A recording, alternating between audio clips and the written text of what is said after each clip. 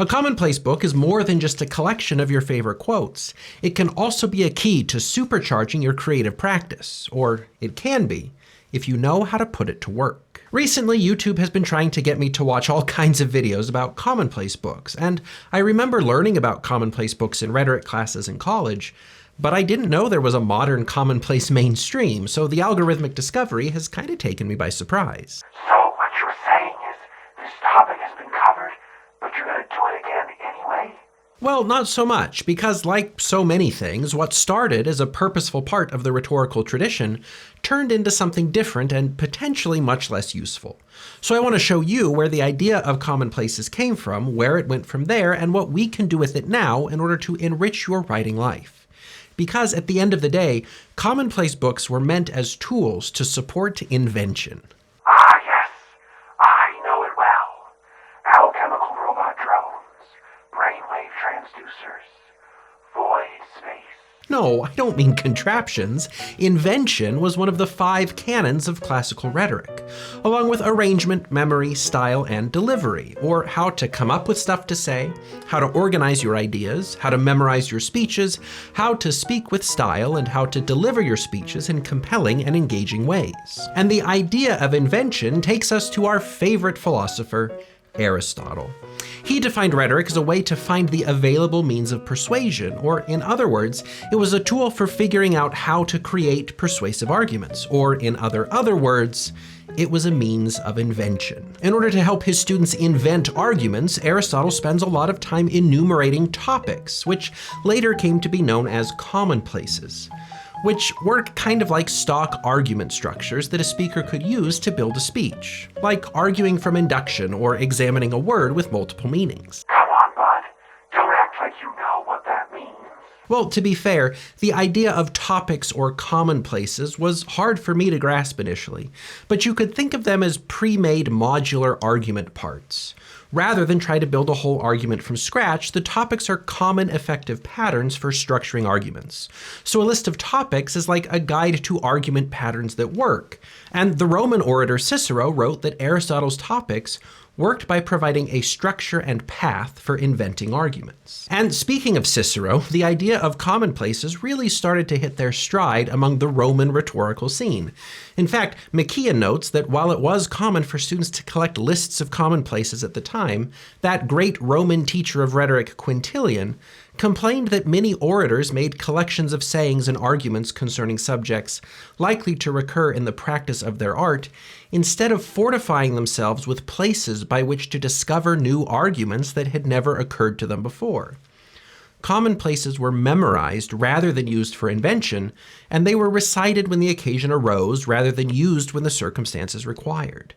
Commonplaces ceased from time to time to be ways to the new and unknown, and commonplace books became collections of aphorisms and verses rather than arts of invention.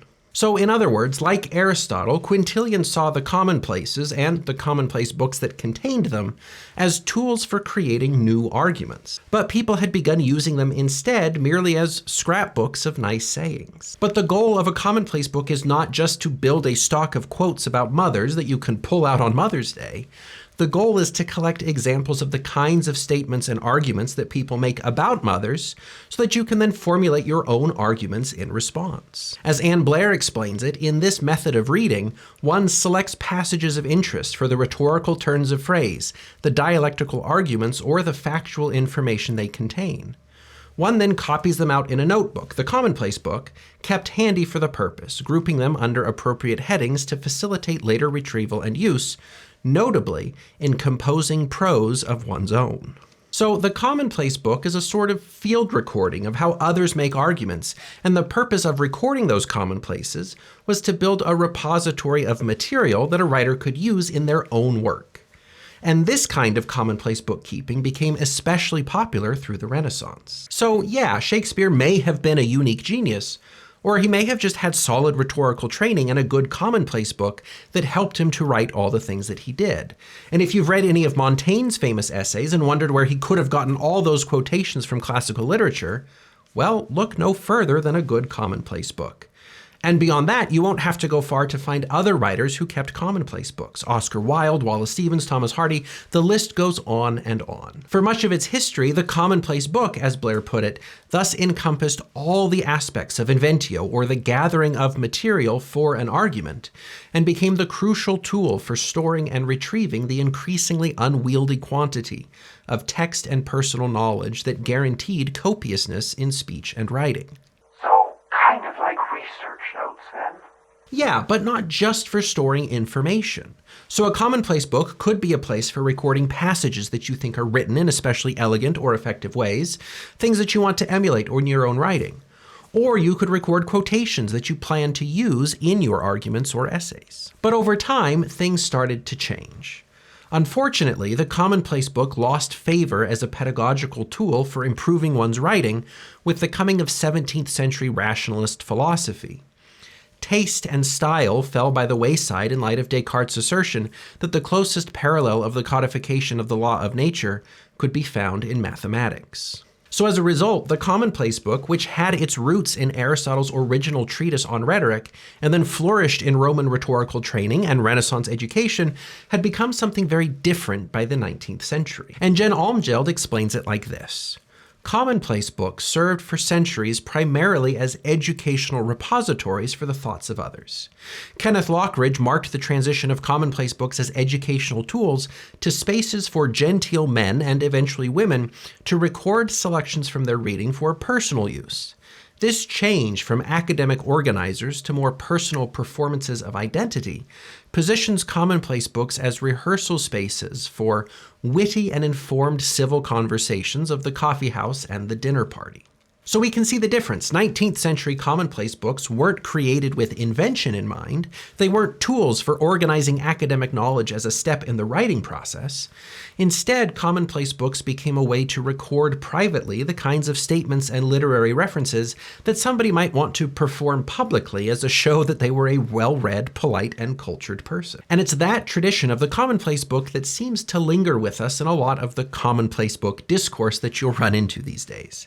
And I don't really mean to say that that's bad, but using a commonplace book as a kind of aesthetic reading practice is not the same as using a commonplace book as a tool to help you write. So it's perfectly fine and lovely to have a beautiful notebook with colorful handwritten quotations from the novels and poems that inspire you, or to develop some complex and rigorous indexing system to track your favorite one-liners from historical philosophers or whoever else. But if you want a commonplace book that sets you up to write, it's important to build one for that purpose. And there's a difference between writing down quotes that make you look like an intellectual and writing down quotes that will help you to create better texts. As we can read in the pages of the Journal of Teaching Writing, commonplace books make concrete the assumption that readers are potential writers.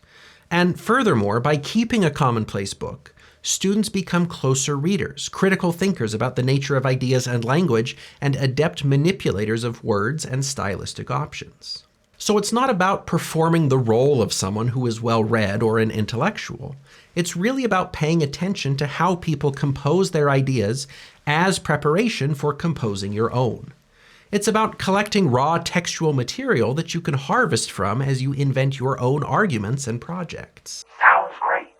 So why don't you show the people what you do if you're just so good at it? Well, I wouldn't say that I'm especially good at it, but I have found a system that works for me, and that's actually not a bad idea, so let's take a look at my commonplace book. Now, you might be disappointed to see that right from the start, I'm not doing the beautiful stationery and pens thing. Listen, I love a good notebook and fountain pen, but for the purposes of supporting my writing, a paper commonplace book just doesn't do it for me. So instead, I started working in a citation manager. Citation managers are designed as academic research tools to help scholars manage all the reading that goes into producing academic arguments.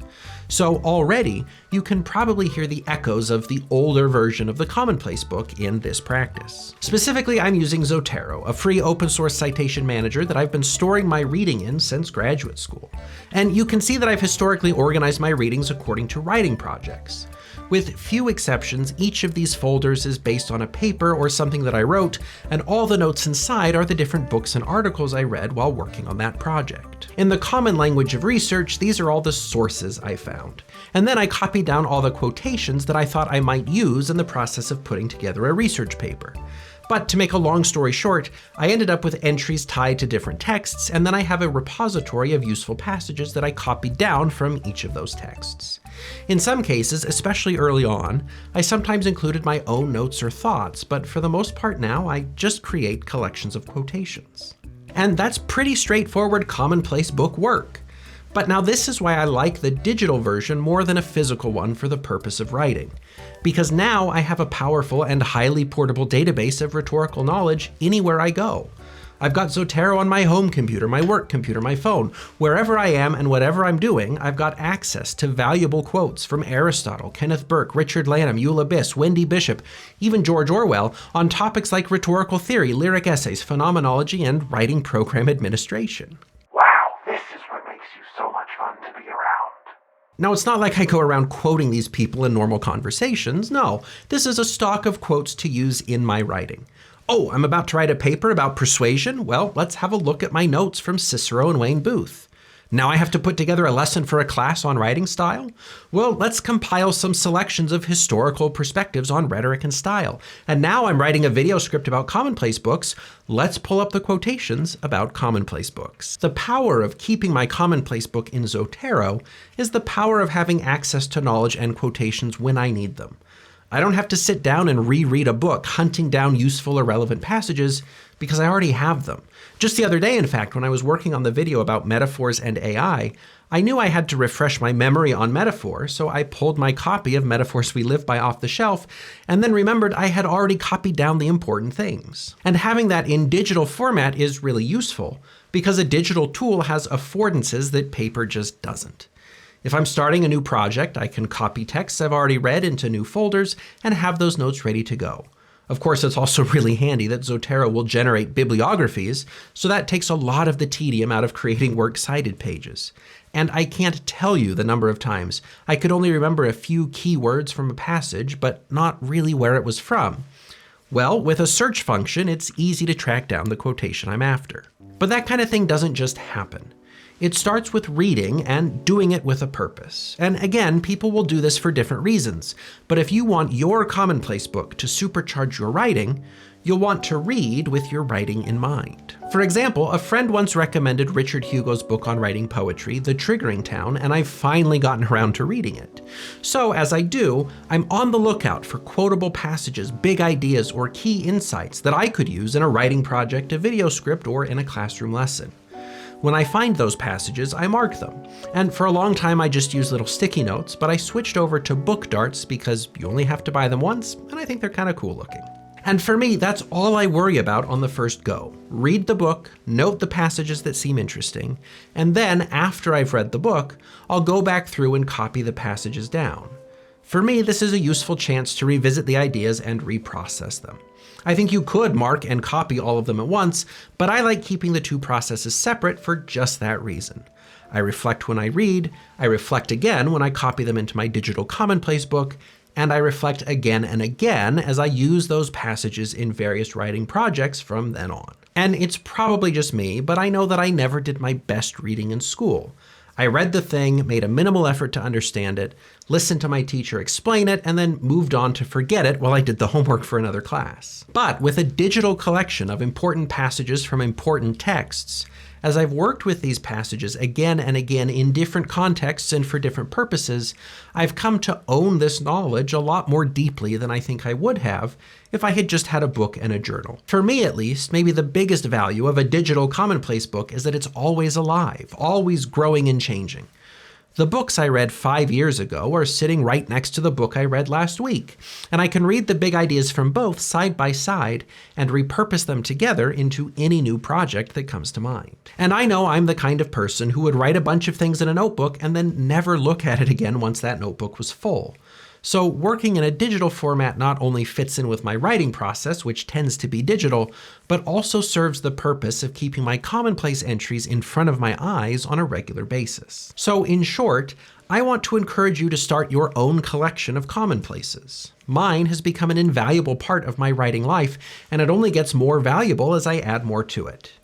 But as you do so, make sure you're building a tool that will help you to write, and not just a collection of nice little quotes. As McKeon put it, it is appropriate that commonplaces be transformed from collections of fixed and established communicable cliches to neutral sources of new perceptions, operative in new directions in the thought and culture and philosophy of the 20th century. So document what other people are saying. Think about how they're saying it as much as what they're saying.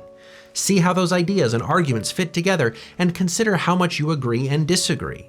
In that, you'll find rich opportunities for your own insights and contributions, all built on the work of those who came before. Truly, with a purpose-built commonplace book, one that you've created to help you to invent arguments or to come up with things to say, you'll see, as one teacher noted, that you'll begin to think as a writer, to see how vital the practice of observation and collection is to producing a final written product. And when that happens, dear friends, your commonplace book will become more than just a compendium of proverbs and uplifting quotes, and will become instead a real engine of creativity.